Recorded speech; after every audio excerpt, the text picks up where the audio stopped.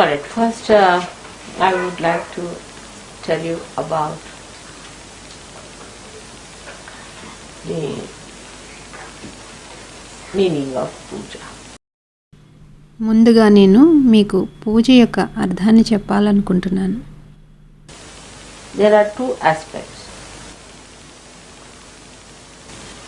One is the aspect that you have got your own deities within yourself. ఇక్కడ రెండు అంశాలు ఉన్నాయి. అందులో మొదటి అంశం ఏమిటంటే మీ యొక్క దేవీ దేవతలు మీలోనే అంతర్గతంగా ఉన్నారు. And these deities are to be awakened within you. ఈ దేవీ దేవతలందరూ మీలో జాగృతి చెందవలసి ఉంది. Deities are the different aspects of one God. ఈ దేవీ దేవతలందరూ ఒకే పరమాత్ముని యొక్క వివిధ అంశాలు. So on one side you have the deities, is the aspects of God which are all the time awakened. On the other side you have your own deities which are sometimes awakened, sometimes half awakened, sometimes sleeping and sometimes sick.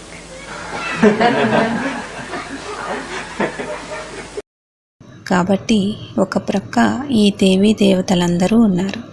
అంటే ఎల్లప్పుడూ జాగృతి చెంది ఉండే భగవంతుని యొక్క వివిధ అంశాలుగా, మరియు మరొక పక్కన మీలోనే ఉన్న మీ యొక్క దేవీ దేవతలు కొన్నిసార్లు పూర్తి జాగృతి చెందిన స్థితిలో, మరికొన్నిసార్లు సగం జాగృతి చెందిన స్థితిలో, ఒక్కొక్కప్పుడు నిద్రాన్న స్థితిలో, మరి ఒకప్పుడు బలహీన స్థితిలో ఉంటారు. So you have to use two methods. One, to please the deities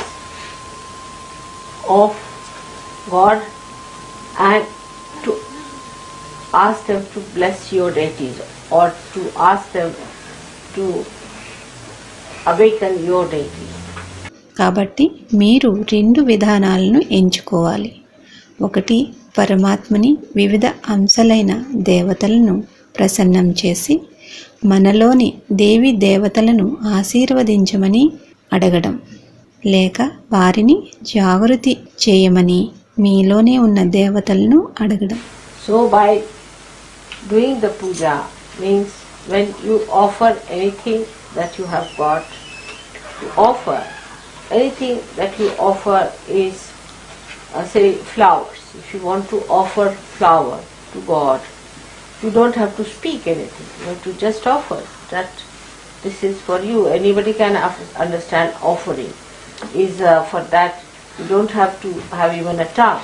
Even if a blind man is there, if he wants to give you something, he can just give you like this, and that expression is sufficient for anybody to be convinced that it's an offering. You don't have to say anything about it.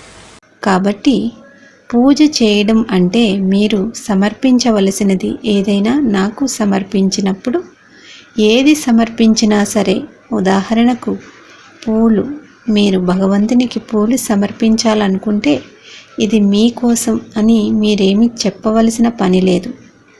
కేవలం దానిని సమర్పించాలి అంతే. సమర్పణను ఎవరైనా అర్థం చేసుకుంటారు. దానికోసం మీరేమీ మాట్లాడవలసిన అవసరం లేదు. ఒక గుడ్డివాడైనా సరే అతను మీకు ఏదైనా ఇవ్వాలనుకుంటే అతను మీకు అలా ఇచ్చేయవచ్చు. అంతే. అతని యొక్క భావనే చాలు అతను ఇవ్వగలడు అని ఎవరైనా నమ్మడానికి. దీనికోసం మీరేమీ మాట్లాడవలసిన పని లేదు.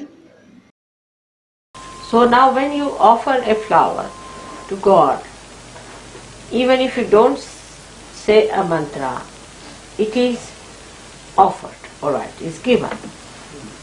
But whether it is accepted or not is a problem. కాబట్టి మీరు భగవంతునికి పూలు సమర్పిస్తున్నప్పుడు మీరు ఏ మంత్రం ఉచ్చరించకపోయినా ఆ పూలు సమర్పించబడతాయి. అంతే, అది ఇవ్వబడుతుంది. కానీ ఆ సమర్పణ స్వీకరించబడిందా లేదా అన్నది సమస్య.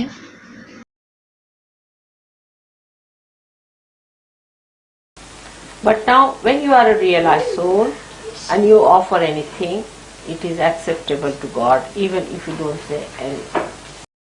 కానీ ఇప్పుడు మీరొక ఆత్మ సాక్షాత్కారి అయి ఉంటే అప్పుడు ఏది సమర్పించినా భగవంతుడు దానిని స్వీకరిస్తాడు, మీరు ఏమి చెప్పకపోయినా సరే. But what about you getting any reward out of it?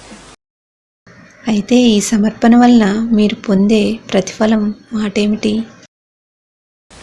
After realization, when you offer anything to God, He accepts.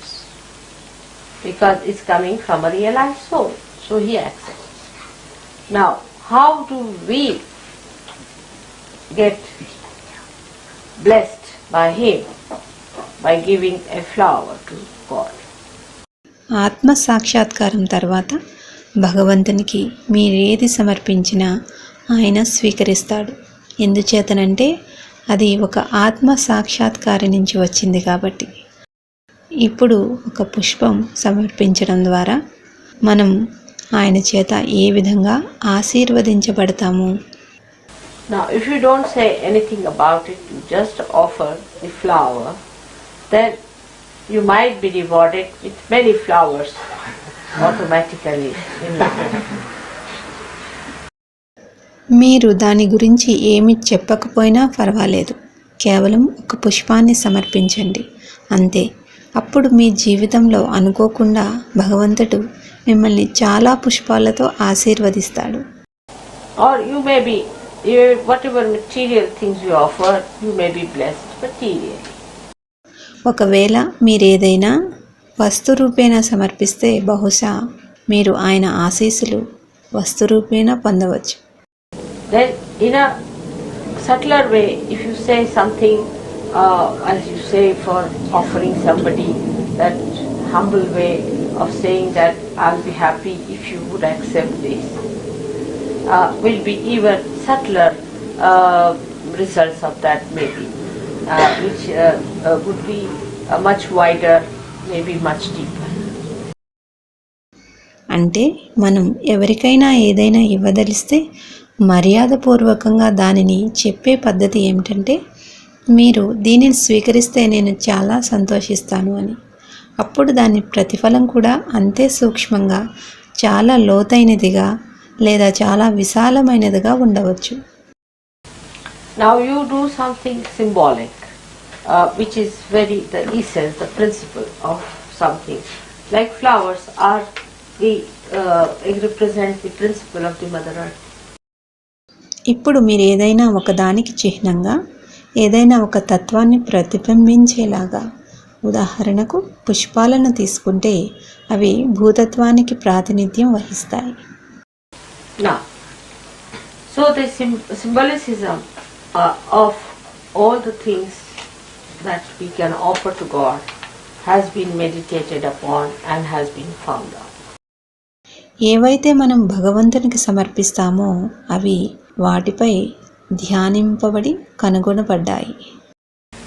So they use 5 things called as Panchamrita, as we have here. అందుచేత ఇక్కడ ఉన్న ఈ పంచామృతం అనబడే దానిలో 5 పదార్థాలను ఉపయోగిస్తారు.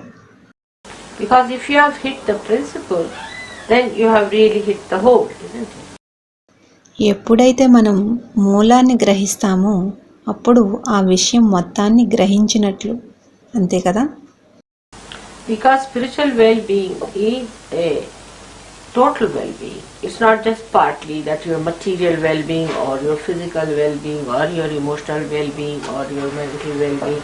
It's a total one, completely balanced into totality. ఎందుకంటే ఆధ్యాత్మిక శ్రేయస్సు సంపూర్ణ శ్రేయస్సు. ఇది కేవలం పాక్షికంగా మీ భౌతికత శ్రేయస్సు లేదా మీ శారీరక శ్రేయస్సు లేదా మీ భావోద్వేగ శ్రేయస్సు లేదా మీ మానసిక శ్రేయస్సు మాత్రమే కాదు. ఇది మొత్తం ఒక్కటే, పూర్తిగా సమతుల్యమైన సంపూర్ణత్వం. Now when you offer these other things like we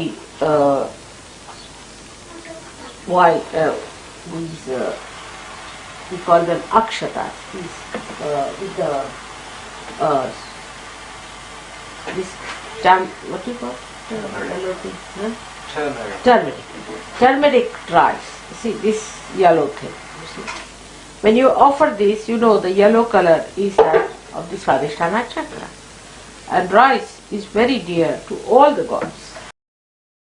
ఇక మీరు ఇతర వస్తువులు సమర్పించినప్పుడు, ఉదాహరణకు అక్షింతలు అంటాము కదా, పసుపుతో కలిసిన బియ్యం పసుపు రంగులో ఉంటుంది కదా, అది దానిని సమర్పించినప్పుడు మీకు తెలుసు కదా, పసుపు రంగు మీ స్వాదిష్టాన చక్రాన్ని వ్యక్తపరుస్తుంది. బియ్యం దేవీ దేవతలందరికీ ఎంతో ప్రీతికరమైనవి. Now there's a trick in it because it's a human trick. Gods are fond of rice, so they put turmeric on it. Means that we offer to you a rice which is yellow colored, means you should give us blessings of our creativity. When you eat it, more creativity will flow and we'll be blessed by that creativity. It's a trick. ఇందులో ఒక చమత్కారం ఉంది, అది మానవ చమత్కారం. భగవంతునికి బియ్యం అంటే ప్రీతి. దానిపై పసుపును వేయటంలోని అర్థం ఏమిటంటే, మేము మీకు పసుపు రంగు కలిగిన బియ్యాన్ని సమర్పిస్తున్నాం అంటే మీరు మాకు మా సృజనాత్మకత యొక్క ఆశీస్సులు అనుగ్రహించండి అని. మీరు ఆ బియ్యాన్ని భుజించినప్పుడు మరింత ఎక్కువగా సృజనాత్మకత ప్రవహించి ఆ యొక్క దేవతచే ఆశీర్వదింపబడతారు. ఇదంతా ఒక యుక్తి. The whole thing of puja is a trick of human saints. You see how to trick God to give more blessings. ఈ మొత్తం పూజా విధానమంతా ఋషి పుంగవుల యొక్క యుక్తి. యుక్తితో మనం భగవంతుని యొక్క మరిన్ని ఆశీర్వచనాలు ఎలా పొందాలి? But whatever God likes has to be auspicious and holy. So ultimately it works out for the holiness of saints and their simple hearts. భగవంతుడు ఇష్టపడేది ఏదైనా సరే అది పవిత్రంగాను శుభప్రదంగాను ఉంటుంది. అందుచేత చివరకు అది యోగులకు పవిత్రతను ఆపాదిస్తుంది మరియు వారి సున్నిత హృదయాలకు కూడా. Now the puja cannot be done by a person who is not realized so. ఇప్పుడు ఎవరైతే ఆత్మ సాక్షాత్కారం పొందలేదో వారు పూజ చేయడానికి అర్హులు car. A person who preaches also has to be a realized soul. The one who does namaz has to be a realized soul. The one who prays has to be a realized soul. అలాగే బోధనలు చేసేవారు కూడా ఆత్మ సాక్షాత్కారం పొంది ఉండాలి. ఎవరైతే నమాజ్ చేస్తారో వారు కూడా ఆత్మ సాక్షాత్కారులుగా ఉండాలి. ప్రార్థనలు చేసేవారు కూడా ఆత్మ సాక్షాత్కారం పొంది ఉండాలి. So all the utensils that are used are to be worshipped in a way that they are to be holy things. They are to be respected things. You cannot use anything say the one you are using in the bathroom and use the same thing for the puja. It is absurd. పూజలో ఉపయోగించే పాత్రలన్నీ కూడా ఒక విధంగా పూజింపబడేవే. అవి పవిత్రమైనవిగా ఉండాలి, గౌరవింపబడేవిగా ఉండాలి. ఏవి పడితే అవి ఉపయోగించకూడదు. ఉదాహరణకు స్నానాల గదిలో వాడే పాత్రలను, అలాంటి వాటిని పూజలకు వాడడం పూర్తిగా అసంబద్ధం మరియు ఆమోదనీయం కాదు. Three things are very important. Is a ghata, this one is a vessel. Vessel that contains the kundalini, the vessel that contains the primordial desire within us to get to God is first to be worshipped. Our desire is the ghata, is the one made here, and on top is called as a Shriphala. Shriphala means this also has got water in it. If you see, this coconut has this represents the coconut represents the same thing. అన్నిటికన్నా ముఖ్యమైనవి 3. అవి కలశం, ఘటము అనేది నీరు ఉంచేటువంటి ఒక పాత్ర. ఆ పాత్ర కుండలినికి చిహ్నం. అందులో మనలోని ఆదిమమైన ఇచ్ఛాశక్తి ఉంటుంది. భగవంతుడిని చేరడానికి ముందుగా పూజింపదగినది మన ఇచ్ఛ. ఇక్కడ తయారు చేసి ఉంచబడిన ఈ ఘటము, దానిపైన ఉన్నది శ్రీఫలము. శ్రీఫలం అనగా కొబ్బరికాయ. ఇందులో నీరు ఉంటుంది. ఈ కొబ్బరికాయ అనగా శ్రీఫలము కూడా దానినే వ్యక్తపరుస్తుంది. Now in the subtler form, it is the water of all the rivers of the world, rivers. సూక్ష్మంగా చెప్పాలంటే ఇది ప్రపంచంలోని అన్ని నదులలోని నీటిని అనగా జలతత్వాన్ని సూచిస్తుంది. And the coconut is the water of all the oceans. కొబ్బరికాయ అన్ని సముద్రాల నీటిని ప్రతిబింబిస్తుంది. The water from the ocean or sea rises through the tree trunk of the coconut and becomes sweet water in the coconut. It's a symbolic thing. సముద్రం నుండి వచ్చే సముద్రపు నీరు కొబ్బరి చెట్టు మొదలు ద్వారా పైకి వచ్చి కొబ్బరికాయలో తీపి నీరుగా మారడం అనేది ఒక నిగూఢమైనటువంటి విషయం. So this is the vessel called Ghata Puja. This is the Ghata Puja.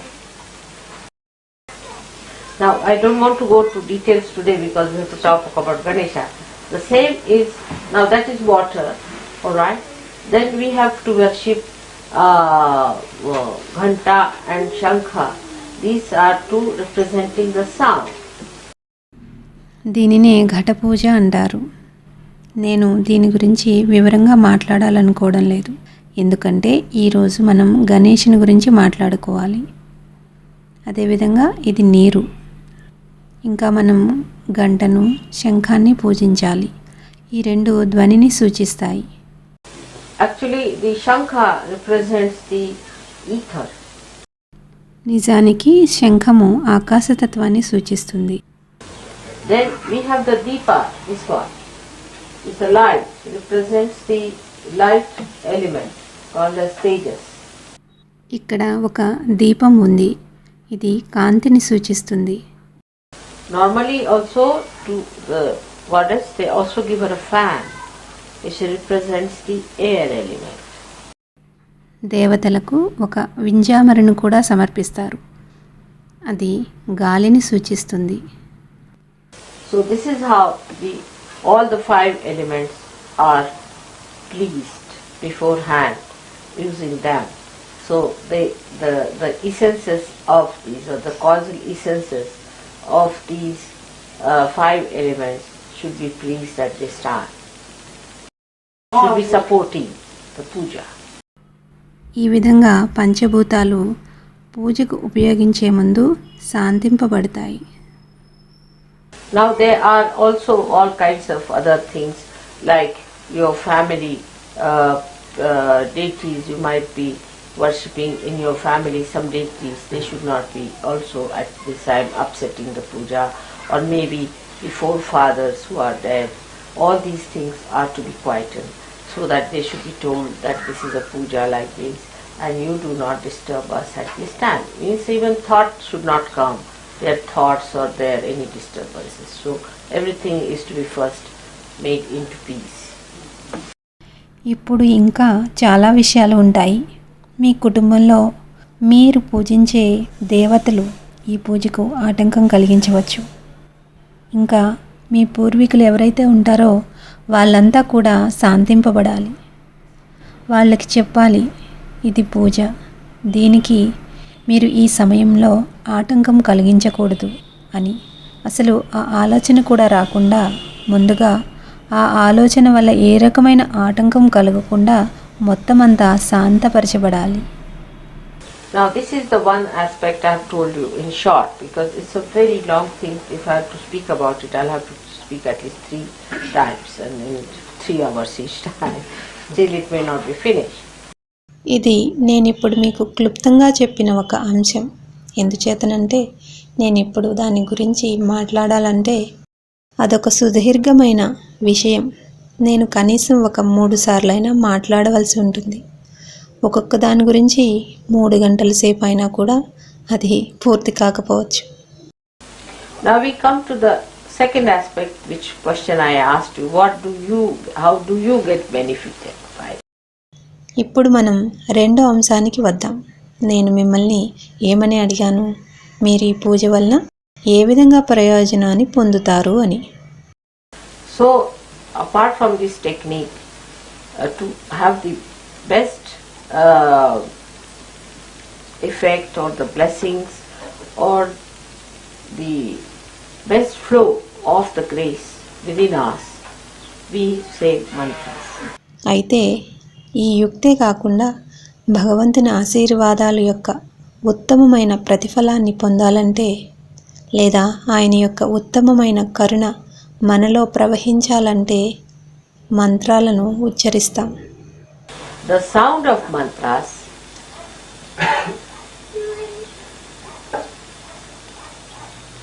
resound, echo into the being of God. మంత్రాల ద్వారా వెలువడే శబ్దం, ఆ శబ్దం యొక్క ప్రతిధ్వని భగవంతునికి చేరి and they are re-echoed on our chakras. తిరిగి ఆ శబ్దం మన చక్రాలలో ప్రతిధ్వనిస్తుంది. And then the chakras start opening more. అప్పుడు మనలోని చక్రాలు మరింతగా తెరుచుకోవడం మొదలవుతుంది. So the flow of the grace of God is received. అలాగా భగవంతుని కరుణా ప్రవాహాన్ని మనం స్వీకరిస్తాము. But only a realized soul should chant a mantra. అయితే ఆత్మ సాక్షాత్కారం పొందిన వ్యక్తి మాత్రమే మంత్రాన్ని ఉచ్చరించాలి. Because without connection, how will it reach God? ఎందుకంటే అనుసంధానం అనేది లేనప్పుడు అది భగవంతునికి ఎలా చేరుతుంది? It is a vicious circle. ఇది ఒక విషవలయం. Now one may say that, Mother, you cannot get realization unless and until you get the grace of God. ఇప్పుడు ఎవరైనా అనవచ్చు, మదర్, భగవంతుని ఆశీర్వచనాలు లేకుండా మనం ఆత్మ సాక్షాత్కారం పొందలేము అని. And the chakras won't open by a person who is not a realized soul. మరియు ఆత్మ సాక్షాత్కారి కాని వ్యక్తితో చక్రాలు తెరుచుకొనబడవు. Without opening the chakras, you cannot get realization. చక్రాలు తెరవబడకుండా మనం మన ఆత్మ సాక్షాత్కారాన్ని పొందలేము. That's how the play of the mother comes in. ఆ విధంగా ఆ తల్లి పాత్ర మన లోపల ఆరంభమవుతుంది. And of all the saints like you. ఎవరికంటే మీలాంటి సాధకులకి. I would say the Sahajyogis have to break this vicious circle. సహజయోగులైన మీరంతా ఈ విష వలయాన్ని ఛేదించాలి. You have to raise the Kundalini yourself. మీ కుండలిని మీకు మీరుగా జాగృతిపరచుకోవాలి. Once you raise the Kundalini opens the chakras a little bit. Kundalini జాగృతి ఒక్కసారి జరిగినట్లయితే చక్రాలు కొద్దిగా తెరుచుకోబడతాయి. Because you have given your vibrations to the chakras. ఎందుకంటే మీ చైతన్యాన్ని ఆ చక్రాలకు ఇవ్వడం వల్ల. So once she knows there is a Sahajogi standing behind the seeker, she rises with confidence. ఒక సత్యాన్వేషకుని వెనుక ఉన్నది ఒక సహజయోగి అని తెలిసిన వెంటనే కుండలిని జాగృతి దానంతటా అదే జరుగుతుంది.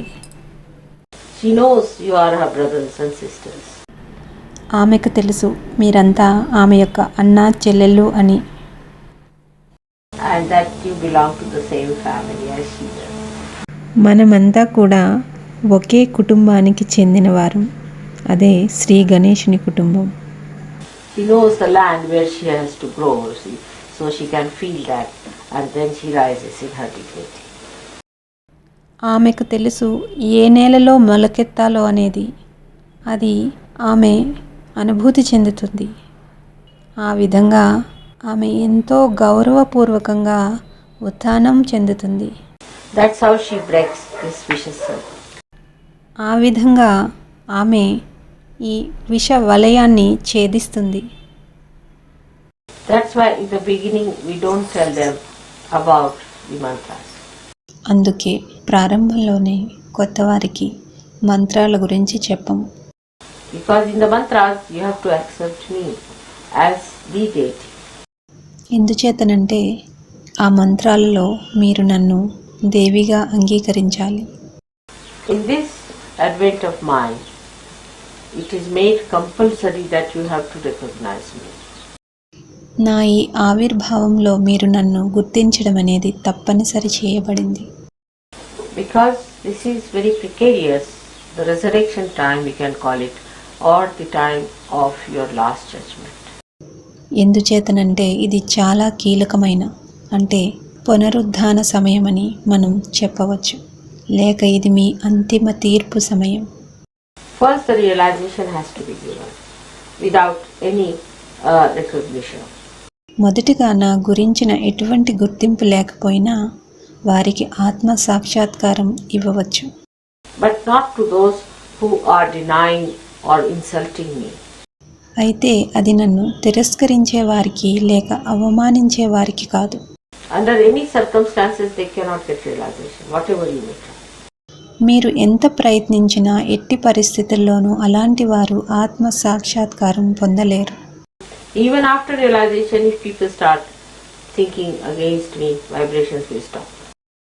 ఆత్మ సాక్షాత్కారం పొందిన తర్వాత కూడా నాకు వ్యతిరేకంగా ఆలోచించడం మొదలుపెట్టినట్లయితే వారి చైతన్య తరంగాలు ఆగిపోతాయి. Because of Sahasrara. And the heart has to be completely in unison with me. Otherwise, Sahasrara is closed. ఎందుచేతనంటే వారి సహస్రారం మరియు హృదయం నాతో ఏకీకృతమై ఉండాలి, లేకపోతే సహస్రారం మూసివేయబడి ఉంటుంది. Now those people who are simple, who are full of open hearts, you see, such people understand me very well and they just put me in their hearts. ఎవరైతే సరళంగా సాధారణంగా ఉంటారో, ఎవరైతే వారి హృదయాన్ని పూర్తిగా తెరిచి ఉంచుతారో అలాంటి వారు నన్ను చాలా బాగా అర్థం చేసుకుంటారు మరియు వారి హృదయాలలో నన్ను ప్రతిష్ఠించుకుంటారు. After realization, after going through the understanding of Sahaja through their mental activity, also the intellectuals understand me and recognize me in a little circle. ఆత్మ సాక్షాత్కారం పొందిన తర్వాత వారి మానసిక అంచనాల ద్వారా కూడా సహజయోగాన్నంతా పూర్తిగా అవగాహన చేసుకున్న ఈ మేధావులు అనేవారు నన్ను అర్థం చేసుకుని గుర్తించేది కొద్దిగా డొంక తిరుగుడు పద్ధతిలోనే. After the puja, when they receive the blessings in a very blissful state they achieve, then they realize the value of puja also afterwards. అయితే పూజ తర్వాత పూజలోని ఆశీస్సులు లభించాక మరియు మంచి నిరానందకరమైన స్థితిని వారు పొందిన తరువాత అప్పుడు పూజ యొక్క విలువను వారు అర్థం చేసుకుంటారు. Now in India, where the puja system has been traditionally coming and has been maintained quite a lot, they understand it without any mental processes. ఇప్పుడు భారతదేశంలో ఎక్కడైతే పూజా విధానం ఒక సాంప్రదాయంగా వస్తుందో మరియు చాలా వరకు ఆచరించబడుతుందో వారు ఎటువంటి మానసిక ఆలోచన లేకుండా దానిని అర్థం చేసుకుంటారు. But when they meet somebody, an intellectual who has become a Sahajogi, you see, they can't understand them. అయితే వారు ఎప్పుడైనా ఒక మేధావిని అతను సహజయోగిగా మారినప్పుడు కలిస్తే వీరు ఆ మేధావిని అర్థం చేసుకోలేరు. They don't want to listen about it, the whole rigmarole of the whole movement of the brain. వారు చెప్పేది వినడానికి కూడా వీరు ఇష్టపడరు. అటువంటి మేధావుల బుర్రలలో తిరుగుతూ ఉండే వెర్రిమర్రి ఆలోచనలన్నిటినీ కూడా మీరు వినాలనుకోరు. And some of them who try, you see, little westernized, they try, you see, they develop an inferiority complex. అయితే వారిలో కొంతమంది కొద్దిగా పాశ్చాత్య ధోరణితో ఉన్నవారు మాత్రం And they go to the left side. వారిలో న్యూనతా భావాన్ని పెంపొందించుకొని ఎడమ పార్శ్వం వైపు వెళ్ళిపోతారు. But there is no need to understand it with mental, to to all the time analyze it through your mental process, and then to understand everything, and then become Sahaj Yogis with the heart open. It's rather very circuitous. But what to do? They have gone that way, so they have to come that way. కానీ మానసికంగా దానిని అర్థం చేసుకోవాల్సిన అవసరం లేదు. అంటే నా ఉద్దేశం, ఎప్పుడు ప్రతిదాన్ని మానసిక స్థాయిలో విశ్లేషించి అప్పుడు ప్రతిదాన్ని అర్థం చేసుకొని అప్పుడు హృదయం తెరిచి ఉండే సహజయోగులుగా తయారవ్వడం అనేది ఇదంతా డొంక తిరుగుడు పద్ధతి. కానీ ఏం చేయగలం? వారు ఆ మార్గంలోనే వెళ్ళారు కాబట్టి ఆ మార్గంలోనే రావాలి. Because even if they become Sahaj Yogis, they start questioning and thinking about it and worrying about it. ఎందుచేతనంటే ఒకవేళ వారు సహజ యోగిగా తయారైనా వారు దాని గురించి ఆలోచించడం, ప్రశ్నించడం మొదలు పెడతారు. దాని గురించి విశ్లేషిస్తూ ఉంటారు. So the false people just mesmerize them and take advantage of that mesmerism. కొంతమంది బూటకపు వ్యక్తులు వారిని మాయలో పడవేసి దాని నుంచి వారు లాభం పొందుతారు. So one should not feel bad if you feel like analyzing, you should go ahead with it, because I cannot stop your speed. I am not going to mesmerize. కాబట్టి మీరెవరూ బాధపడకూడదు. మీకు విశ్లేషించడం ఇష్టమైతే అలాగే దానిలోనే ముందుకు సాగండి. ఎందుకంటే నేను మీ వేగాన్ని ఆపలేను. నేనేమి మిమ్మల్ని మాయలో పడవేయను. In Sahaj Yoga, the freedom is to be respected. సహజయోగంలో స్వేచ్ఛ గౌరవించబడాలి. But we do not allow people to come for puja who have not achieved a certain amount of understanding mentally of Sahaj Yoga from the Western people, not in India, but here there is a restriction. అయితే మనం కొంతమందిని పూజకు అనుమతించం. ఎవరైతే కొంతవరకైనా సహజయోగాన్ని గురించి మానసికంగా అవగాహన సాధించలేదో అటువంటి వారిని. అయితే వారు పాశ్చాత్య దేశాల వారు, భారతదేశీయులు కారు. అయితే ఇక్కడ ఒక నిబంధన ఉంది. Because supposing in India, I do not explain to them, they don't want to know. They know that they'll get vibration. ఎందుచేతనంటే భారతదేశంలో అయితే నేను వారికి విశదీకరించను. వారు తెలుసుకోవాలని కూడా అనుకోరు. తాము చైతన్య తరంగాలను పొందుతామని వారికి తెలుసు. They already know about vibrations, so I don't have to tell them you will get more vibrations. If they get more vibrations, they know I am the Shakti. That's all. I don't have to explain. వారికి ఇదివరకే చైతన్య తరంగాల గురించి తెలుసు. మీకు మరింతగా చైతన్య తరంగాలు వస్తాయని నేను వారికి చెప్పవలసిన అవసరం లేదు. వారికి బాగా చైతన్య తరంగాలు వస్తే నేను దైవశక్తిని అనే విషయం వారు గ్రహిస్తారు. అంతే, నేనేమీ వివరించాల్సిన అవసరం లేదు. Like as you can make out which is the best wine, they can make out who is the real person. ఎలా అయితే మీరు శ్రేష్టమైన వైన్ని ఎంచుకుంటారో ఆ విధంగా వారు ఉత్తమమైన వ్యక్తిని ఎన్నుకుంటారు. They know the taste of it. వారికి ఆ రుచి తెలుసు. Now once in a puja, I had about 6,000 people had touched my feet. So I said in a puja, now please don't have people need not touch my feet. I said it. But they thought it was Dhumal who suggested, so they all got after his life. They said, you only want to take all the blessings from others' feet and you didn't want us to take it, and they got out. ఒకసారి ఒక పూజలో నా పాదాలను తాకిన వారు సుమారు 6,000 మంది ఉన్నారు. అప్పుడు పూజా సమయంలో మీరందరూ నా పాదాలను తాకవలసిన పని లేదు అని నేను అన్నాను. అయితే ధుమాల్ సహజయోగి పేరు, అలాగ చెప్పాడని వారు అనుకున్నారు. అందుకని మీరంతా ధుమాల్ వెనుకపడ్డారు. మీరొక్కరే శ్రీ మాతాజీ యొక్క పాదాల నుండి అన్ని ఆశీస్సులను పొందాలనుకుంటున్నారా? అవి మాకు అవసరం లేదని అనుకుంటున్నారా అని వారు అడిగారు. Another thing is, you see, in the West, I never used to make the Panchamrita with my feet, but with my hands, because here people would think that that's a dirty thing, feet is, and we should not have of the feet, you see. But actually the feet are very powerful and they can never be dirty.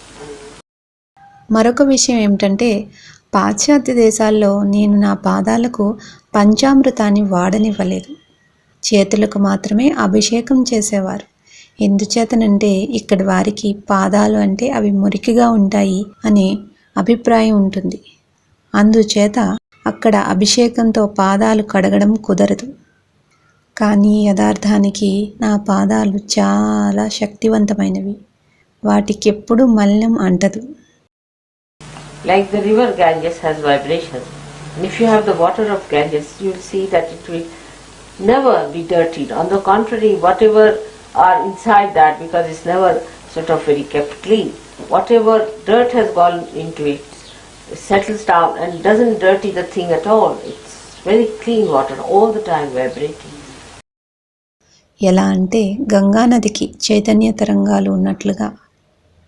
ఒకవేళ గంగాజలం మీ దగ్గర ఉన్నట్లయితే అది ఎప్పటికీ కలుషితం అవ్వకపోవడం మీరు చూస్తారు.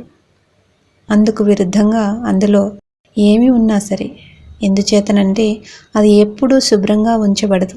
దాని లోపలికి ఎన్ని మలినాలు వెళ్ళినా అవన్నీ ఆ నీటి కిందకు పోయి స్థిరపడతాయి, కానీ ఆ నీటిని మలినం చేయవు. అది చాలా పరిశుభ్రమైన నీరు, ఎప్పుడూ చైతన్యం ప్రవహిస్తూ ఉంటుంది. So one must understand whatever is pure, which is responsible for purity, which is the source of purity, can cleanse any impurity. So how it can be impure? కాబట్టి మీరు అర్థం చేసుకోవాల్సింది ఏమిటంటే, ఏదైతే స్వచ్ఛంగా ఉంటుందో, ఏదైతే స్వచ్ఛతకు కారణమై ఉండి స్వచ్ఛతకు మూలమై ఉంటుందో అది ఎటువంటి మలినాన్నైనా పరిశుభ్రపరుస్తుంది. అందుచేత అది కలుషితంగా ఎలా ఉంటుంది? But with the brain, if you think it, it's so limited. You cannot think of something which is just the embodiment of purity. కానీ మెదడుతో ఇది చాలా పరిమితం అని మీరు అనుకుంటే మీరు స్వచ్ఛత యొక్క స్వరూపం మాత్రమే అని ఆలోచించలేరు. This is the point we have come now, where I think I should talk about the absolute. ఇప్పుడు మనం అసలు విషయంలోనికి వచ్చాము. ఇప్పుడు నేను సంపూర్ణత్వం గురించి మాట్లాడాలి. That is Sri Ganesh. అంటే శ్రీ గణేశుని గురించి. Today is his puja. ఈరోజు ఆయన పూజ జరుపుకుంటున్నాము. It's a very great thing that this puja we are doing in Geneva, in Switzerland. స్విట్జర్లాండ్లోని జెనీవాలో మనం జరుపుకుంటున్న ఈ పూజకి చాలా గొప్ప విశిష్టత ఉంది. Geneva is the right heart, I think. The way it is against right heart. Geneva కుడి హృదయ చక్రం, కానీ ఒక విధంగా ఈ దేశం కుడి హృదయ చక్ర లక్షణాలకు విరుద్ధంగా ఉంది. Everybody's life is a tragedy like Ramayana here. ఇక్కడ ప్రతి ఒక్కరి జీవితం ఒక విషాదం, అయోధ్యలో రాముని వలె. And that is why it is very important that Sri Ganesha should be worshipped here. అందుకే ఇక్కడ శ్రీ గణేశుని పూజించడం చాలా ముఖ్యం. Now, Sri Ganesha, as you know, is the embodiment of innocence. మీకు తెలుసు కదా, శ్రీ గణేశుడు అమాయకత్వానికి ప్రతిరూపం. Now, Ganesha's color is red or orangish because the child, when it is conceived as a fetus, the first color it sees is orange, or the red one of the mother's womb, of the blood. గణేశుని యొక్క రంగు ఎరుపు లేదా నారింజ రంగులో ఉంటుంది. ఎందుకంటే పిల్లలు కడుపులో పిండంగా ఉన్నప్పుడు వారు చూసే మొదటి రంగు తన తల్లి గర్భంలో తన చుట్టూ ఉండే పొర అంటే రక్తం యొక్క నారింజ రంగు. In Sahaja Yoga, now you must have learned that every action has a reaction which acts. సహజ యోగాలో ప్రతి చర్యకు ఒక ప్రతిచర్య ఉంటుందని, అది పనిచేస్తుందని మీరు తెలుసుకున్నారు. the color of the original, we can say the primordial Ganesha is just of the clay, because he is made out of Mother Earth. ఆదిమంగా గణేశుని యొక్క రంగు మట్టి రంగు అని మనం చెప్పవచ్చు, ఎందుకంటే అతను భూమాత నుండి తయారు చేయబడ్డాడు. Now when the Gauri, the mother of Ganesha, created him to protect her chastity while she was having her bath, she colored him red because everybody could see that there's somebody sitting there to protect her. Shri గణేశుని తల్లి అయిన గౌరీమాత తాను స్నానం ఆచరించేటప్పుడు తన శీల రక్షణ కోసం అక్కడ శ్రీ గణేశుని సృష్టించింది. అయితే ఆయన అక్కడ కాపలాగా కూర్చున్నట్లుగా అందరికీ కనపడాలని ఆమె శ్రీ గణేశుని ఎరుపు రంగులో సృష్టించింది. So when you see the red color around you as a fetus, then you absorb that color and your Ganesha gets colored with the red in the same beautiful manner. Just it has a reaction of that getting red, and it acts. Means red color of a Ganesha, the one who has a red color of a Ganesha frightens others. They know there is Ganesha sitting there, a pure, chaste personality with all the fieriness of the Ganesha is there. మీరు మీ చుట్టూ ఒక పిండంలా ఎరుపు రంగును చూసినప్పుడు ఆ రంగును మీరు గ్రహిస్తారు. మరియు ఆ ఎరుపు రంగును గ్రహించిన మీ గణేశుడు ఎలా ఉంటాడంటే ఇతరులకు భీతి కలిగించే ఎర్రని రంగులో ఉన్న శ్రీ గణేశుడిలాగా. వారికి తెలుసు అక్కడ శ్రీ గణేశుడు కూర్చుని ఉన్నాడు అని. Now this Ganesha, when is in a childhood, as you see, when the child is born, the children are extremely protective or fiery, we can say, about anybody touching their innocence. ఎలాగైతే ఒక పసి పిల్లవాడు తాను జన్మించినప్పుడు ఎవరైనా వారి అమాయకత్వాన్ని తాకడం జరిగితే వారిని వారు రక్షించుకుంటాడు లేదా కోపంగా ఉంటాడో, ఇప్పుడు ఈ గణేశుడు బాల్య దశలో ఉన్నప్పుడు అలాగే ఉంటాడు అని చెప్పవచ్చు. When they are absolutely young, they are not even aware of it. But slightly as soon as they start growing, they become very aware and they don't like their clothes to be taken out in the presence of others. They become very shy of their innocence. I mean, not shy. Shyness is not innocence, of their nudity. Very shy of their nudity, so that their innocence should not be attacked. వారు చిన్న వయసులో ఉన్నప్పుడు వారికి ఇలాంటి వాటి పట్ల ఏమాత్రం అవగాహన ఉండదు. అయితే వారు పెరిగి పెద్దవుతున్న కొలది వారు ఇతరుల ముందు వారి బట్టలు తీయడం కూడా వారికి ఇష్టం ఉండదు. వారిలోని అమాయకత్వానికి వారు సిగ్గుపడతారు. బట్టలు లేకుండా ఇతరుల ముందు ఉండడానికి వారు చాలా సిగ్గుపడతారు. If their innocence is not attacked and if they are pure, if they see a nude woman, they will close their eyes. They would not like to see a nude woman or a nude man. వారి యొక్క అమాయకత్వం మీద దాడి జరగకుండా ఉండడానికి వారు పవిత్రంగా ఉండి, వారు ఏ స్త్రీని అయినా నగ్నంగా చూసినట్లయితే వారు కళ్ళు మూసుకుంటారు. ఎవరిని నగ్నంగా చూడడానికి ఇష్టపడరు. So this is an innate understanding, an intuitive understanding that it is important that they must preserve their innocence. కాబట్టి ఇది ఒక సహజమైన అవగాహన. వారిలో తమ అమాయకత్వాన్ని కాపాడుకోవడం చాలా ముఖ్యం అనే అంతర్లీనంగా ఉండే స్పష్టమైన అవగాహన. What is the innocence within us? What does it do to us? ఇప్పుడు మనలోని అమాయకత్వం ఏమిటి? అది మనకి ఏమి చేస్తుంది? As it is already, I have told you that it gives us wisdom. అది మనకు వివేకాన్ని ఇస్తుందని నేను ఇప్పటికే మీకు చెప్పాను. All kinds of stupidity we do with our ego, as I was describing the president and so many others at that age and at that height of their positions, it is because the Ganesha is missing completely. మనలోని అహంకారం వలన మనం చేసే మూర్ఖపు పనులన్నీ కూడా ఇదివరలో చెప్పినట్లుగా ఒక ప్రెసిడెంట్ కానీ అలాంటి స్థాయిలో అలాంటి ఉన్నత స్థానాల్లో ఉన్న వారెవరిలో అయినా ఉండే ఈ మూర్ఖత్వానికి కారణం వారిలో గణేశతత్వం పూర్తిగా లోపించడమే. We went to Brighton where they have a deep sort of a beach where you can do new things. And my maid, she is innocent, you see. We went there. She couldn't understand, you see. She asked me, well, why are they doing it?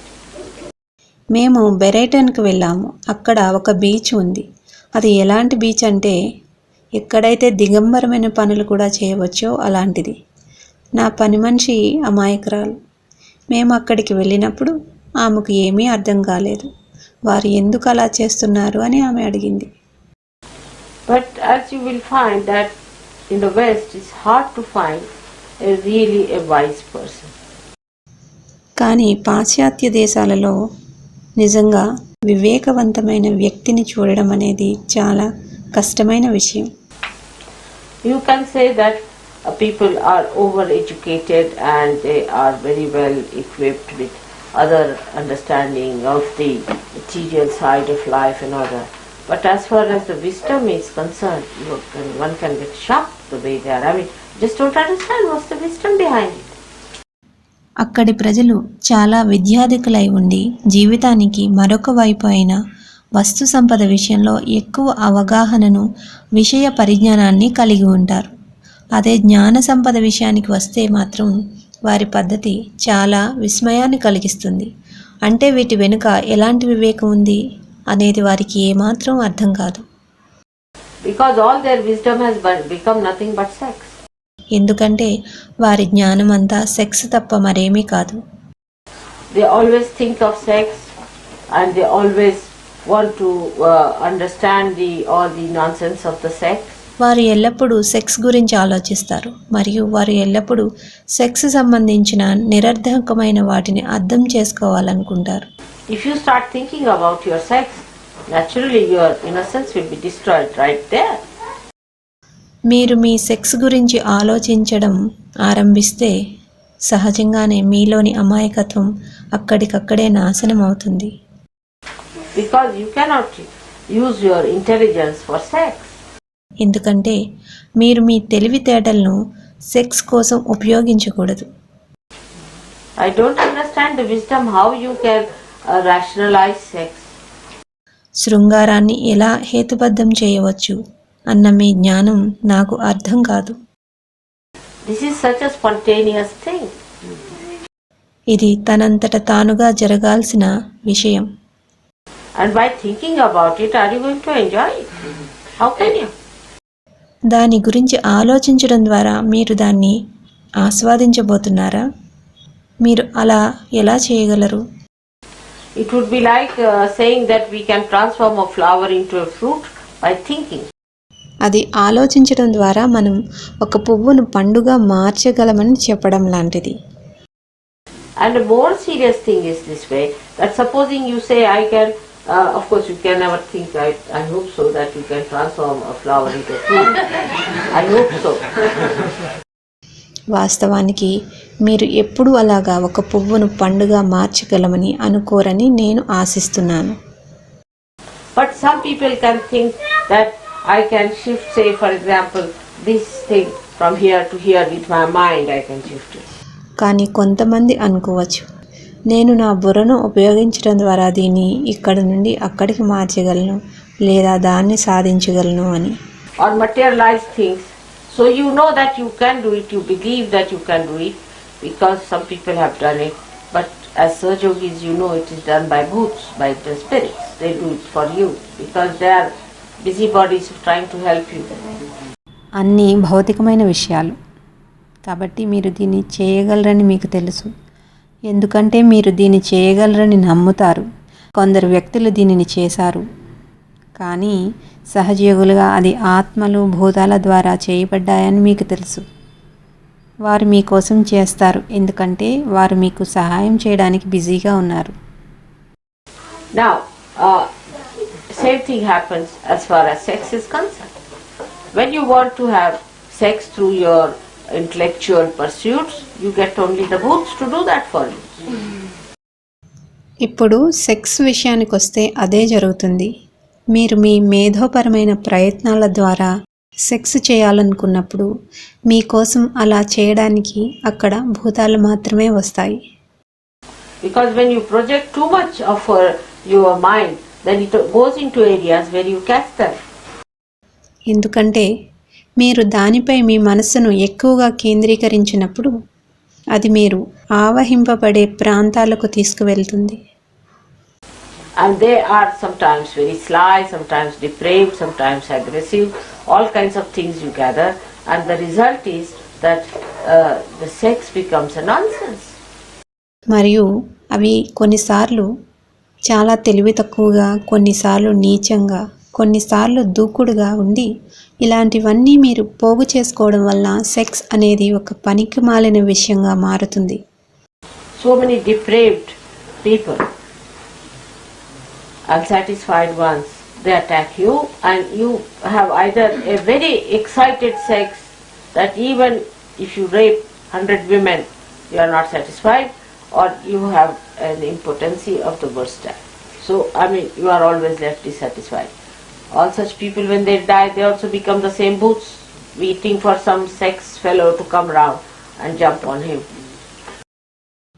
చాలామంది ఆ విషయంలో నిరాశకు గురైన ప్రేతాత్మలు మిమ్మల్ని ఆవహించినప్పుడు మీరు చాలా ఉద్రేకపూరితమైన కామవాంఛను కలిగి ఉంటారు.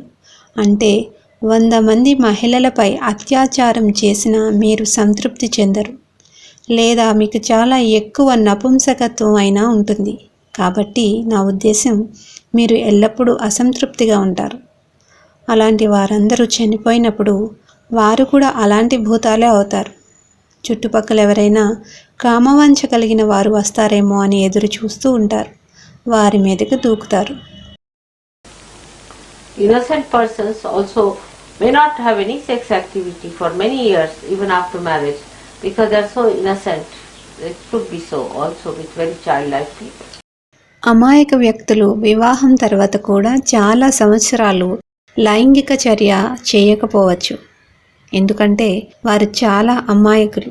ఇది చిన్న పిల్లలు వంటి వ్యక్తిత్వం ఉన్న వారిలో కూడా ఉంటుంది.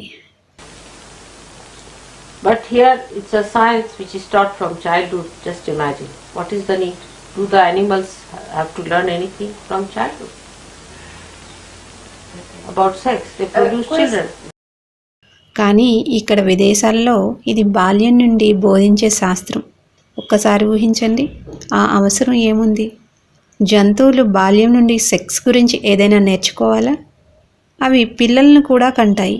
వాటికి మీరేమైనా చెప్పారా? You have said. Yes, she has said for me. So the asceticism is not what I am preaching. అయితే నేను బోధించేది సన్యాసత్వం కాదు. First, the innocence is protective and red. Say till the age of at the most 50 years. మొదట ఆ అమాయకత్వం రక్షణతో ఎరుపు రంగులో మహా అయితే 50 సంవత్సరాల వయసు వరకు ఉంటుంది. Then gradually, if the person is properly maturing, not the stupid people, but who are maturing properly, after 50, it starts becoming orange. It becomes orange. అప్పుడు క్రమేపీ వ్యక్తి సరిగా పరిపక్వం చెందుతున్నట్లయితే, అంటే తెలివి తక్కువ వ్యక్తులలో కాదు, సరిగా పరిపక్వం చెందుతున్న వారికి 50 ఏళ్ళు దాటిన తర్వాత అది నారింజ రంగులోకి మారడం ప్రారంభిస్తుంది. The first means when you get married, this process of this redness goes away and it starts becoming orange. మీరు వివాహం చేసుకున్నప్పటి నుండి మూలాధారం యొక్క ఎరుపు రంగు నారింజ రంగులోకి మారడం మొదలవుతుంది. That means the protection part is over. అంటే రక్షణ భాగం ముగిసింది. Means before marriage the virginity has to be preserved till you meet the person with whom you are to be married, that redness is the protection of that virginity. అంటే వివాహానికి ముందు కన్యత్వాన్ని కాపాడుకోవాలి. మీరు వివాహం చేసుకోవలసిన వ్యక్తిని కలిసే వరకు ఆ ఎరుపు అనేది ఆ కన్యత్వానికి రక్షణ. Then when you are married, protection part of it is not needed. మీ వివాహం అయిన తర్వాత దాని యొక్క రక్షణ భాగం అవసరం లేదు. But it has to be only towards one person, that's your husband or wife. కానీ అది ఒక వ్యక్తి పట్ల మాత్రమే ఉండాలి. అది మీ భర్త లేదా భార్య.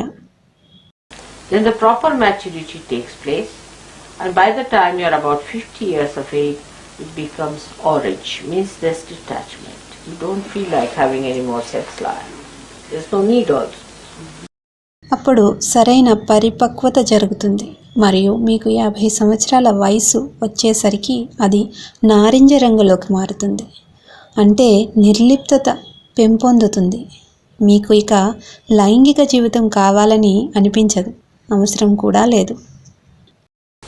And then you develop a what you call a proper matured innocence, which is can be compared with a properly baked earthenware. ఆపై మీరు అభివృద్ధి చెందుతారు. దానిని ఎలా పిలుస్తారంటే సరైన పరిపక్వమైన అమాయకత్వం. దీనిని సరిగ్గా కాల్చిన మట్టి పాత్రలతో పోల్చవచ్చు. So old age is really the golden age where a person has that wisdom shining through the complete behavior of that person.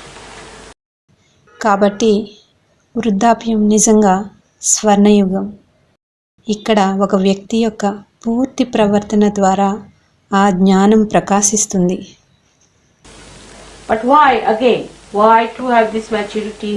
Why to have this innocence? Again, because you are rational people, so one can ask a question, why?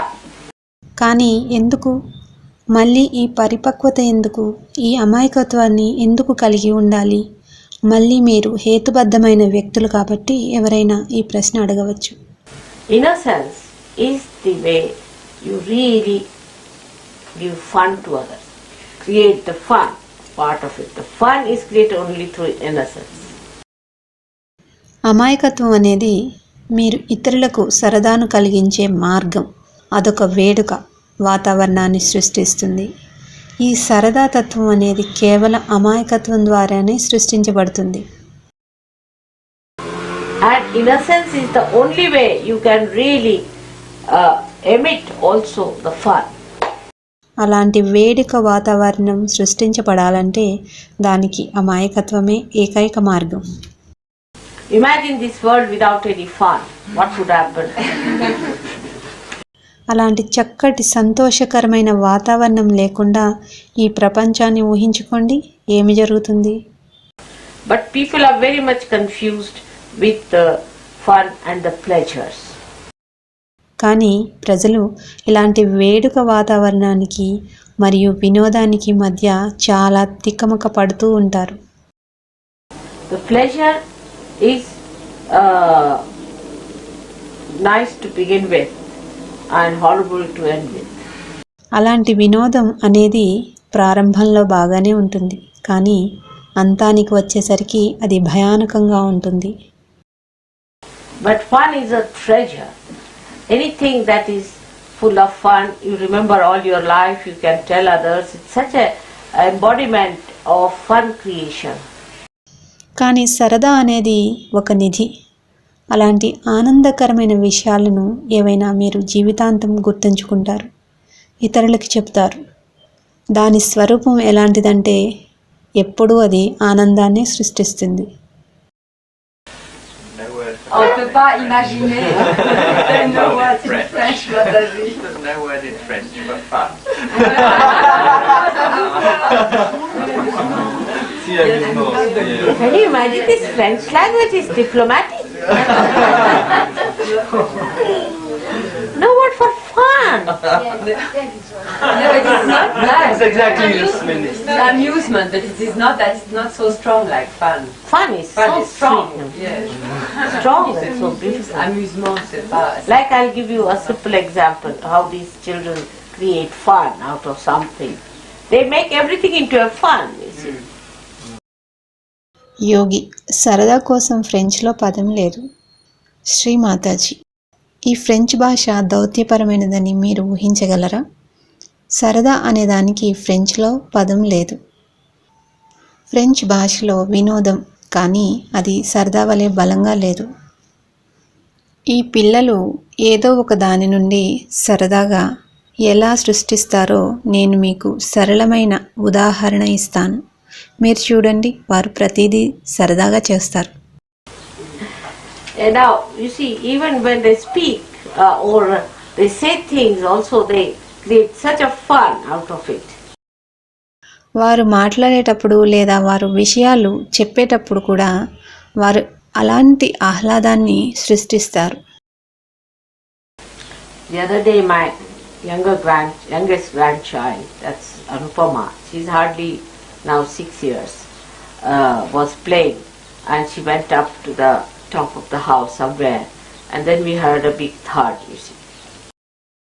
మరొక రోజు నా చిన్న మనవరాలు అనుపమ, ఆమెకు అప్పుడు 6 సంవత్సరాలు ఉంటాయి అంతే. ఆమె ఎక్కడో ఇంటి పై భాగానికి వెళ్ళి ఆడుకుంటుంది.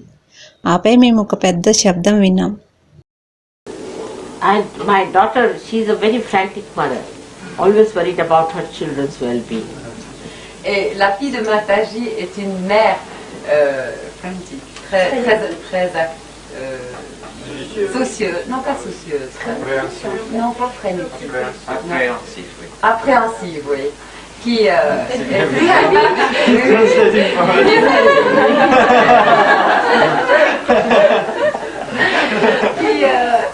Fun, très soucieuse.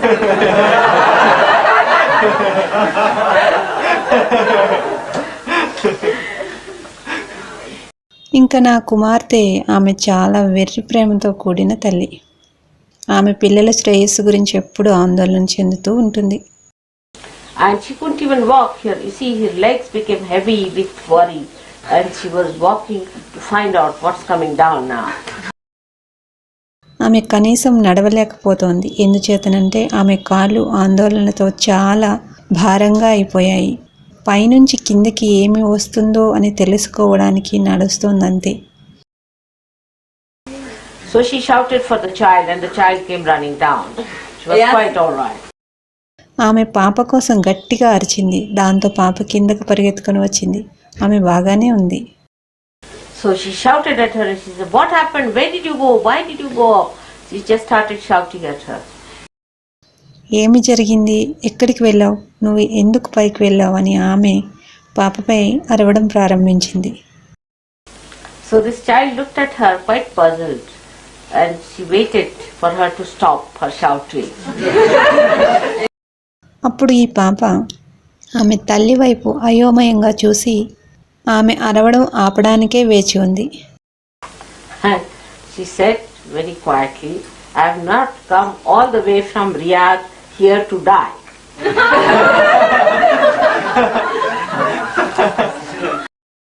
తర్వాత చాలా నిదానంగా, నేను రియాద్ నుండి చనిపోవడానికని ఇక్కడికి రాలేదు అని చెప్పింది. E la bambina ha detto alla sua madre: ma tu credi che io ho fatto tutto il viaggio da Riyadh fino a qui a Londra per morire? So there are so many things which we write it down. It's all fun and natural fun that they have it out of everything. You see, we can have now here all the children who are here. There are so many things you can write them down, how beautiful things they are doing and how there is a twinkle of a mischief in their eyes that they want to create a fun out of it. కాబట్టి మీరు రాయవలసిన విషయాలు చాలా ఉన్నాయి. ఇవన్నీ ఆహ్లాదకరమైనవి మరియు సహజమైన ఆహ్లాదకరమైనవి. మీరు ఇక్కడ ఉన్న పిల్లలందరి గురించి రాయగలిగేవి చాలా ఉన్నాయి. వారు ఎంత అందమైన పనులు చేస్తున్నారు, మరియు వారి కళ్ళల్లో వారు చేసే చిలిపి పనులు ఎలా మెరుస్తున్నాయి, వారి ప్రతిదాని నుండి తమాషాలను ఎలా సృష్టించాలనుకుంటున్నారు లాంటివి. Fun is joy giving. It gives you joy. It's not just a sort of a coaxing in any way or hurting in any way or anything sadistic in it, but it's just blossoming. Fun, je vais pas traduire fun par amusement, parce que je dis fun, il n'y a que ce mot fun. Fun donne de la joie, n'est-ce pas? Non, c'est pas ça. All right, you understand fun. Yes. Mother, do you think it's possible if we don't translate anymore because it takes too much time for them? Yes. As I anyway, think they are so. using English words. We'll tell them at the end. The few who don't understand English, will explain them at the end what you have said. All right It takes too for much you? time for Because them. I'm coming to an end, Gregor. As I'll finish at 12:30, let's do it today. But next time I think it's a better idea to translate it later. We can tell them it's Just too much. a little bit I'll translate more because we are coming to an end and that's why it has taken so much time. Otherwise, it would be 1/3 of the time. Yes, just translate this part what I said. That fun is nothing but blossoming. సరదా అనేది ఆనందం కలిగించేది. ఇది మీకు ఆనందాన్ని ఇస్తుంది. ఇది ఏదో లాలించడమో లేదా ఏ విధంగానైనా బాధ పెట్టడం లేదా ఏదైనా పైశాచికమైనదో కాదు, కానీ ఇది కేవలం వికసింపచేసేది. ఆ ఆనందం అనేది మనసును వికసింపచేసేది తప్ప మరొకటి కాదు. It doesn't tease anyone, doesn't hurt anyone, doesn't trouble anyone, but just blossoms the whole thing into fragrance. ఇది ఎవరినీ ఎగతాళి చేయదు, ఎవరికీ బాధ కలిగించదు, ఎవరికీ ఇబ్బంది కలిగించదు, కానీ వికసిస్తుంది, మొత్తం పరిమళాలను వెదజల్లుతుంది. It is the divine's trick. ఇది భగవంతుని యొక్క యుక్తి. It has something higher than that also. That if you are innocent, you really can feel the joy. దానికంటే ఉన్నతమైనది ఏదో దీనిలో ఉంది. మీరు అమాయకులైతే మీరు నిజంగా ఆ ఆనందాన్ని అనుభవించవచ్చు. So an innocent person can feel the joy of something which a very serious and a very rational person may never see. చాలా గంభీరత గల మరియు ప్రతిదానిని చాలా హేతుబద్ధంగా చూసే వ్యక్తి ఎప్పుడూ చూడలేని ఆనందాన్ని ఒక అమాయకమైన వ్యక్తి అనుభూతి చెందగలడు. An innocent person may laugh loudly at a thing. To other people it may not be something funny. ఏ విషయానికైనా ఒక అమాయక వ్యక్తి గట్టిగా నవ్వగలడు. అది ఇతరులకు అంత నవ్వు తెప్పించేదిగా ఉండకపోవచ్చు. So the fun creation is not a dubious thing. It's a very straightforward, simple, spontaneous blossoming. కాబట్టి ఇలాగ ఆహ్లాదాన్ని సృష్టించడం అనేది బోటుకమైనది కాదు. ఇది చాలా సూటిగా, సరళంగా, అప్రయత్న సిద్ధంగా వికసించేది.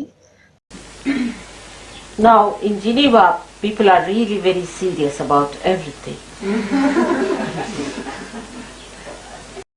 జెనీవాలోని ప్రజలు నిజంగా ప్రతి విషయంలోనూ చాలా గంభీరంగా ఉంటారు. More so in Switzerland. అది స్విట్జర్లాండ్లో ఇంకా ఎక్కువ. So much so that they commit suicide as a result. అది ఎంతగా ఉంటుందంటే వారు దాని ఫలితంగా ఒక్కొక్కసారి ఆత్మహత్యలకు కూడా పాల్పడతారు. Because you are money oriented and you are also a sort of a take up a role of helping the whole world. ఎందుచేతనంటే అక్కడి వారి దృష్టి అంతా ఎప్పుడూ డబ్బు మీదే ఉంటుంది మరియు తామే మొత్తం ప్రపంచానికి సహాయపడే పాత్రను పోషిస్తున్నట్లుగా అనుకుంటారు. Means you are very ego oriented because you want to help the whole world. Who are you to help? ప్రపంచం మొత్తానికి సహాయపడాలనే ధోరణి వలన వారు చాలా అహంకారపూరితంగా ఉంటారు. సహాయం చేయడానికి మీరు ఎవరు? And thirdly, you have a stupid military here which is not needed. ఇక మూడవది, ఇక్కడ ఏమాత్రం అవసరం లేని ఒక తెలివి తక్కువ సైన్యం ఉంది. Mother, excuse me, you know that yesterday it was in the newspapers that there had been again a military airplane which crashed in Switzerland with 2 dead. With your photo next to it. That's too much to blame me.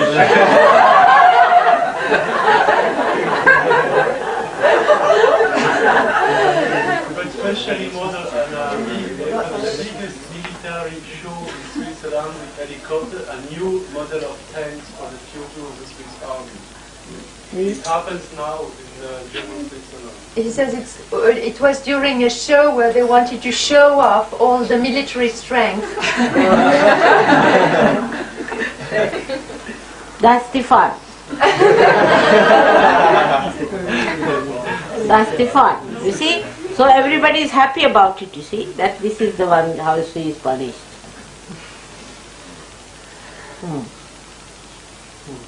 యోగిని శ్రీమాతాజీ నిన్న వార్తాపత్రికల్లో స్విట్జర్లాండ్లో మళ్ళీ సైనిక విమానం కూలిపోయిందని 2 మరణించారని మీకు తెలుసా?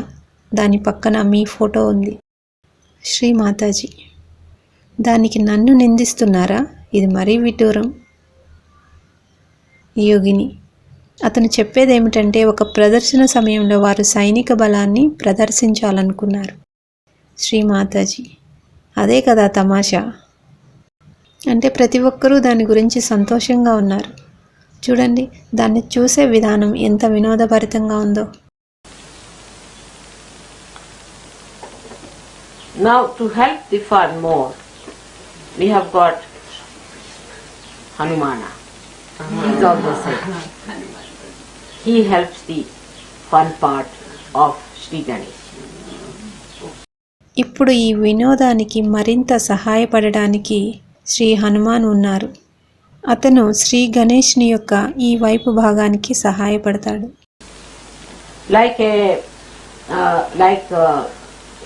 Ganesha who plays tricks of fun on the people who are left-sided, he plays his tricks on the right-sided people. ఎలాగైతే శ్రీ గణేశుడు ఎడమ పార్శ్వపు వ్యక్తులపై తమాషాయుక్తులు పన్నుతూ ఉంటాడో అలాగే శ్రీ హనుమాన్ కుడి పార్శ్వపు వ్యక్తులపై ఇలాంటి తమాషాలు చేస్తూ ఉంటాడు. Like there is a person who was crying too much, her husband is dead, now what to do, I'm finished, this thing, that thing, you see, and suddenly she sees her husband walking in the room. ఉదాహరణకు ఒక ఆమె తన భర్త మరణించాడని, ఇప్పుడు నేనేమి చేయాలి, ఇంకా నా పని అయిపోయింది, ఇది అది అంటూ ఎక్కువగా ఏడుస్తుంది అనుకుందాం. అప్పుడు అకస్మాత్తుగా ఆమె గదిలో తన భర్త నడుస్తున్నట్లు కనిపిస్తాడు. But this only he does to the people who are innocent. కానీ ఇలాంటివి ఆయన కేవలం అమాయక ప్రజల కోసం మాత్రమే చేస్తారు. But to the cunning he punishes. కానీ మోసపూరితమైన వారిని ఆయన శిక్షిస్తాడు. He'll go on pouring all kinds of miseries, one more than the other, and he'll say, now cry more and cry more. You want to cry? All right, have it more and have it more. ఆయన అన్ని రకాల కష్టాలను ఒకదానికి మించి మరొకటి వారిపై కురిపిస్తూ ఉంటాడు. మరియు అతను ఇలా అంటాడు, ఇంకా ఇంకా ఏడవండి, మరింత ఏడవండి, మీరు ఏడవాలనుకుంటున్నారా, సరే ఇంకా ఎక్కువగా ఏడవండి. And Hanumana on his side, say for example when Lakshmana was sick and he had to get some medicine from one big mountain, he brought the whole mountain, see, because he said I had no time to find it, see, so better find it now, I brought the whole mountain. ఇక హనుమాన్ విషయానికి వస్తే, ఉదాహరణకు లక్ష్మణుడు అనారోగ్యంతో ఉన్నప్పుడు హనుమాన్కి ఒక పెద్ద పర్వతం నుండి కొంత ఔషధం తీసుకురావాల్సి వచ్చింది. అప్పుడు అతను మొత్తం పర్వతాన్నే తెచ్చాడు, ఎందుకంటే నాకు దానిని వెతకడానికి సమయం లేదు, కాబట్టి ఇప్పుడు మీరే చూసి దాన్ని కనుక్కోవడం మంచిది అని పర్వతం మొత్తాన్ని తీసుకువచ్చాడు.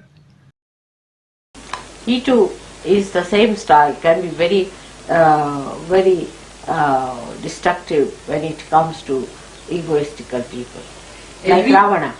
whole Lanka he burnt. ఆయనది కూడా అదే శైలి. రావణుడి లాంటి అహంభావ వ్యక్తుల విషయానికి వస్తే ఎంతటి వినాశనాన్ని అయినా తలపెడతాడు. ఆయన మొత్తం లంకనే తగలబెట్టాడు. If Ganesha is painted red, he is painted orange. గణేశునిది ఎరుపు రంగు అయితే హనుమాన్ది నారింజ రంగు. As Ganesha has to settle down permanently in one place, he uses Saint Michael to run up and down the left side, while Hanumana can run up and down. He did not settle down at a place.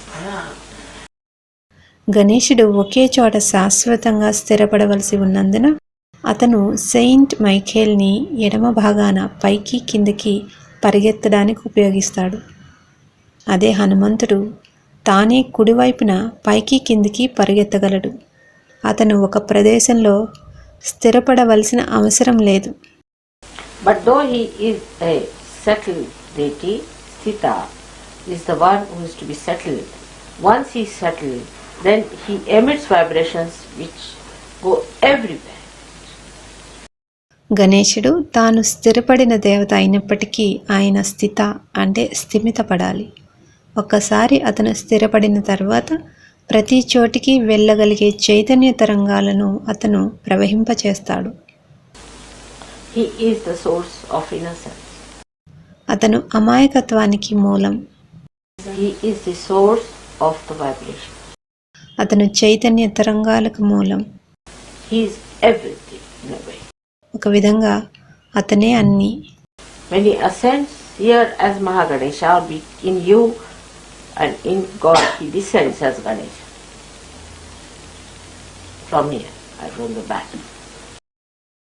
అతను మీలో ఉత్థానం చెంది ఇక్కడ వెనక ఆజ్ఞను చూపిస్తూ మహాగణేశునిగా వచ్చినప్పుడు మళ్ళీ దేవతా రూపంలో అతను ఇక్కడి నుండి గణేశుడిగా కిందికి దిగుతాడు.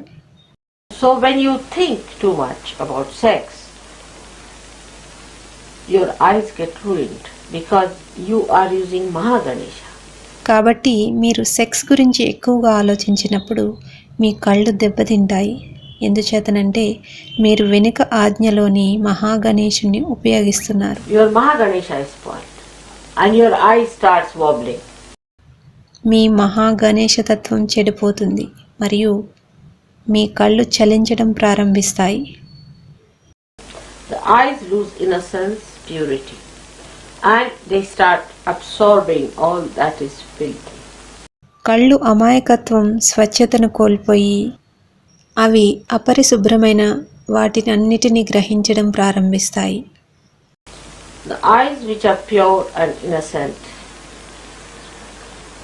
give innocence to others. స్వచ్ఛమైన మరియు అమాయకమైన కళ్ళు ఇతరులకు అమాయకత్వాన్ని ఇస్తాయి.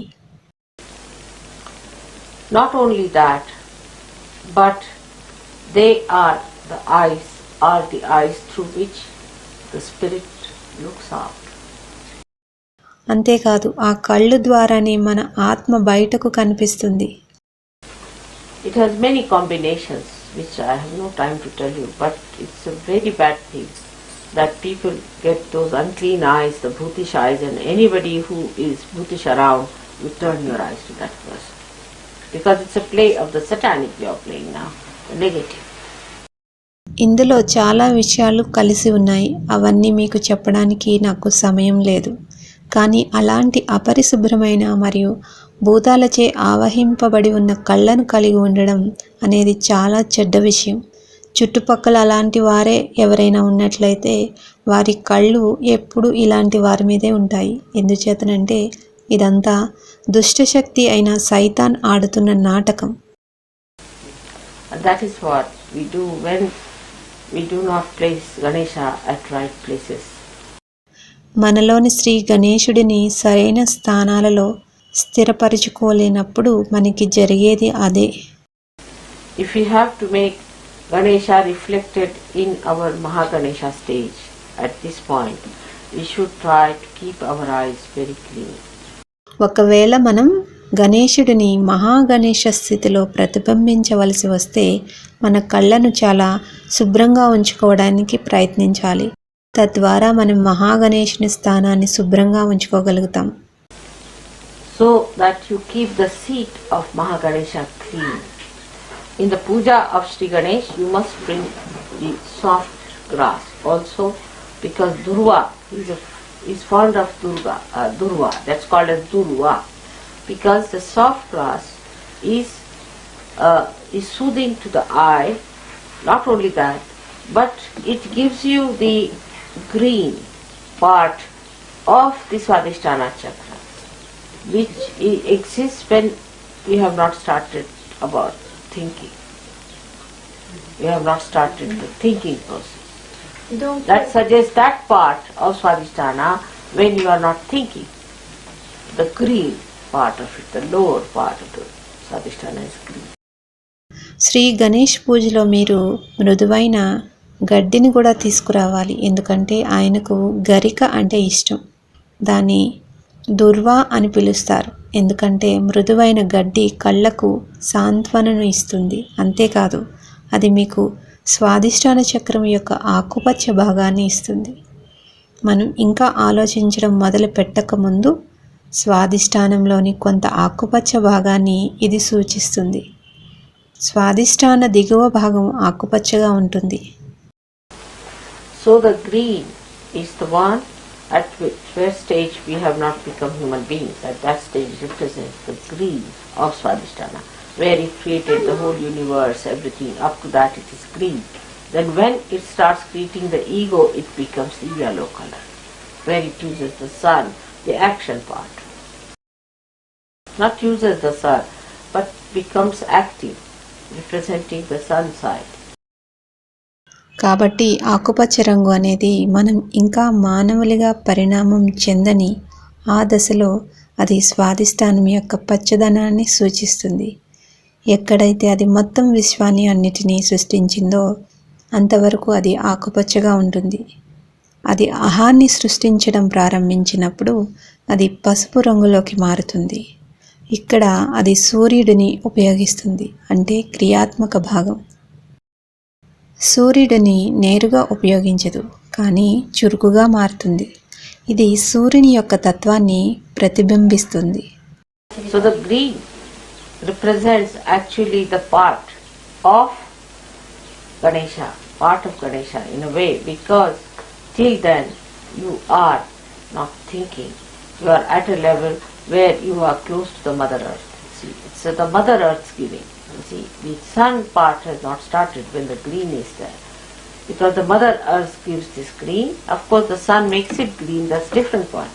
But that you don't start doing anything. When you start doing something yourself at a human level, the whole thing becomes yellow. So Swadhisthana has two sides, a physical and a mental side. The physical side is the green side and the mental side is the yellow side. కాబట్టి ఆకుపచ్చ రంగు వాస్తవానికి గణేశంలో కొంత భాగాన్ని సూచిస్తుంది. ఎందుచేతనంటే అప్పటి వరకు మీరు ఆలోచించడం లేదు, భూమాతకు దగ్గరగా ఉండే స్థితిలో మీరు ఉన్నారు. కాబట్టి భూమాత మీకు ఆకుపచ్చదనాన్ని ఇస్తోంది. భూమాత నుండి వచ్చే పచ్చదనం వలన సూర్యుని యొక్క పాత్ర ఇంకా మొదలవలేదు. అయితే సూర్యుని వలననే ఆకుపచ్చదనం వస్తుంది, అది వేరే విషయం. అలాగని ఆ పనిని మీరు చేయడం మొదలుపెట్టకూడదు. మానవ స్థాయిలో ఆ పనిని మీరు చేయడం మొదలుపెట్టినట్టయితే అప్పుడు మొత్తమంతా పసుపు రంగులోనికి మారుతుంది. కాబట్టి స్వాదిష్టానానికి శారీరక మరియు మానసిక అనే రెండు స్థితులు ఉన్నాయి. శారీరక స్థితి వైపు ఆకుపచ్చ రంగులోను మరియు మానసిక స్థితి వైపు పసుపు రంగులోను ఉంటుంది. So now we are today here to worship Sri Ganesh. And I would like you to get some grass from the Lord, some soft grass, because that is important. ఇప్పుడు మనం ఈరోజు శ్రీ గణేశుని ఆరాధించడానికి ఇక్కడ ఉన్నాం. ఇప్పుడు మీరు బయట నుండి కొంచెం మృదువుగా ఉన్న గడ్డిని తీసుకురండి. ఎందుచేతనంటే ఇది చాలా ముఖ్యమైనది. So you should put your eyes onto the greenery to improve your Ganesha. కాబట్టి మీరు మీలోని గణేశుడిని మెరుగుపరుచుకోవడానికి పచ్చదనం వైపు మీ దృష్టి ఉంచాలి. And when it is very warm, then you can also walk bare feet on the green in the morning time when there is dew on you. వాతావరణం వెచ్చగా ఉన్నప్పుడు మీరు ఉదయాన్నే మంచు ఉన్నప్పుడే ఆ ఆకుపచ్చ గడ్డిలో పాదాలతో నడవడం మంచిది. Those who are very overactive should take to vegetarian diet. Will help them to become more towards the balanced side. Not does a fanaticism, but more on vegetables and eat animals which are very small ones. It's all right. ఎవరైతే అతి చురుకుదనంతో ఉంటారో వారు శాకాహారం తీసుకోవాలి. ఇది సమతుల్య స్థితిలోకి రావడానికి వారికి ఎంతో సహాయపడుతుంది. అలాగని అది మరీ ఛాందసవాదంలాగా కాకూడదు. ఎక్కువగా కూరగాయలు మరియు చిన్నగా ఉండే జంతువులను తినండి, అది పర్వాలేదు. గడ్డిని శ్రీ మాతాజీ దగ్గరకు తీసుకువచ్చారు.